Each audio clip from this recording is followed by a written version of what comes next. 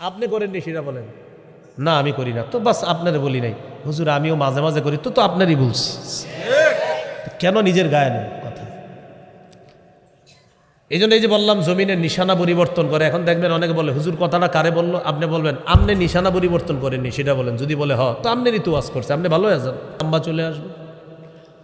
এই যে পাওয়ারের মাধ্যমে খাম্বা এখানে গেল জানায়া দিলেন, যতদিন আপনার এখানে থাকবে ততদিন আল্লাহর অভিশাপ কিন্তু চলতে থাকবে।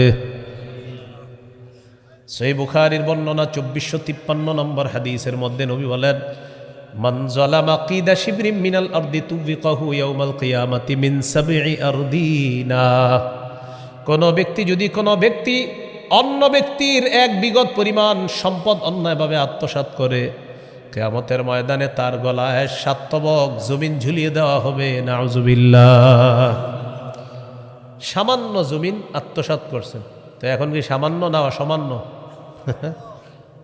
এমন আজীব পর্যায়ের আত্মসাৎ, দুইজনে ঝগড়া লাগছে জমি নিয়ে, ভাই এটা আমার, সে বলে এটা আমার। পরে ভূমি অফিসে গিয়ে দেখে এটা আমারও না তারও না, যার ওই বেচারা মাজলুম হয়ে ভয়েও আসে না এখানে। বুঝলেন? এই জাতীয় বয়ান করলে আবার অনেকে নিজের গায়ে নেয়। হুজুর এটা কাকে বললেন? আপনি করেননি। যদি বলেন না, তো আপনার গায়ে নিলেন কেন? যদি বলেন আপনি করেন, তো আপনারই বলছি বয়ান, তো আপনার গায়ে নিলেন কেন? একজন আলেমে দিন একটা কথা বলছে, এটা অনেক মানুষ নিজেদের গায়ে নিয়ে নিল। মানে আপনি কেন আপনার গায়ে নিলেন? এটা আপনি গায়ে নিয়ে বুঝাইলেন যে আসলে আপনি সেই অন্যায় করার জন্য তৈরি। কেন আপনি নিজের গায়ে নেবেন? অপরাধ কেন নিজের গায়ে নেন? এই জন্য কোনোদিন অপরাধ নিজে, যেমন আমি বললাম যে ব্যক্তি বেদাতিকে আশ্রয় দেয় তার উপর কার অভিশাপ? কারণ এখানে কয়েকজন বললেন হুজুর কথাটা আপনি কারে বললেন? বেদাতিরে বলছি। হুজুর না, কারে? বেদাতিরে। আরে বেদাতি কে? যে বেদাত করে। হুজুর কে করে? যে করে। আরে যেটাকে, যেটাই তো সে। আপনি করেননি সেটা বলেন। না আমি করি না, তো বাস আপনারে বলি নাই। হুজুর আমিও মাঝে মাঝে করি, তো তো আপনারই বলছি। কেন নিজের গায়ে নেন কথা?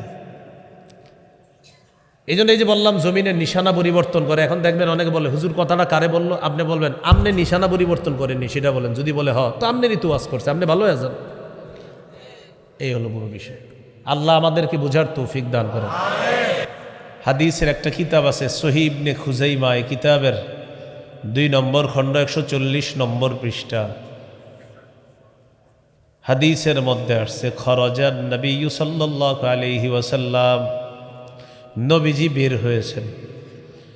বের হওয়ার পর মানুষকে লক্ষ্য করে বললেন, ইয়া আইয়ুহান নাস ইয়াকুম ওয়া শিরকাস সারাইর। নবীজি বললেন, হে লোক সকল, তোমরা গোপন শিরিক থেকে বাঁচো। সাহাবীগণ বললেন, ওমা শিরকুস সারাইর ইয়া রাসূলুল্লাহ, হুজুর গোপন শিরিক কি আপনার কাছে জানতে চাই।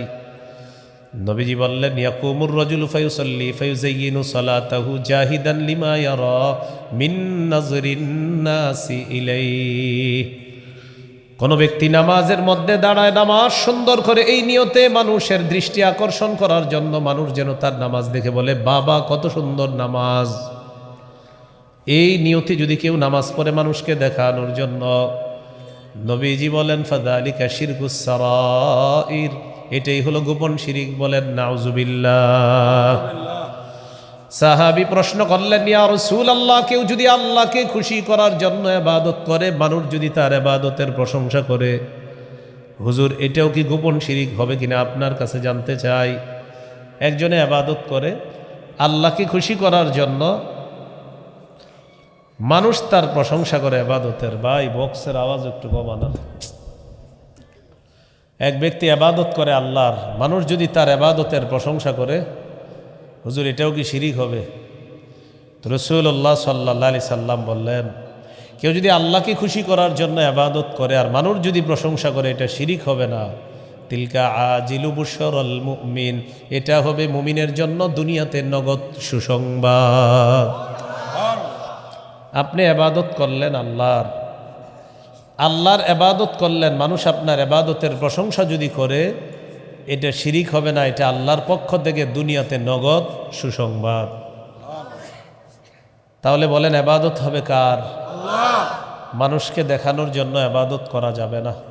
বলেন আমার সাথে, লোক দেখানো ইবাদত দাজ্জালের চেয়ে ভয়ঙ্কর। লোক দেখানো ইবাদত দাজ্জালের চেয়েও ভয়ঙ্কর। হাদিসের একটা কিতাব আছে নাম সহিহুত তারগীব, এই কিতাবের 30 নম্বর হাদিস। এই হাদিসের মধ্যে আসছে খরজা আলাইনা নবী সাল্লাল্লাহু আলাইহি ওয়াসাল্লাম ওয়া নাহনু নাতাযাকারুদ দাজ্জাল। নবীজি আমাদের কাছে আসলেন, আমরা দাজ্জাল সম্পর্কে আলোচনা করতেছিলাম। নবীজি সাহাবীদেরকে বললেন, আলা উখবিরুকুম বিমা হুয়া আখওয়াফু আলাইকুম ইনদি মিনাল মাসীহিদ দাজ্জাল। আমি কি তোমাদেরকে এমন বিষয় বলবো না যে বিষয়টা আমি দাজ্জালের চেয়ে তোমাদের জন্য বেশি আশঙ্কা করি? নবীজি বললেন, আশিরকুল খফিয়ু, আমার উম্মত তোমরা গোপন শিরিকের মধ্যে লিপ্ত হয়ে যাবা, এই ব্যাপারটা আমি দাজ্জালের চেয়েও বেশি আমি তোমাদের ব্যাপারে আশঙ্কা করি। দাজ্জালের ফিতনা এটা ভয়ঙ্কর, এর চেয়ে বড় ফিতনা তোমরা মানুষকে লোক দেখানো ইবাদত করবা, আমি নবী এটা আশঙ্কা করি। আল্লাহ আমাদেরকে হেফাজত করেন।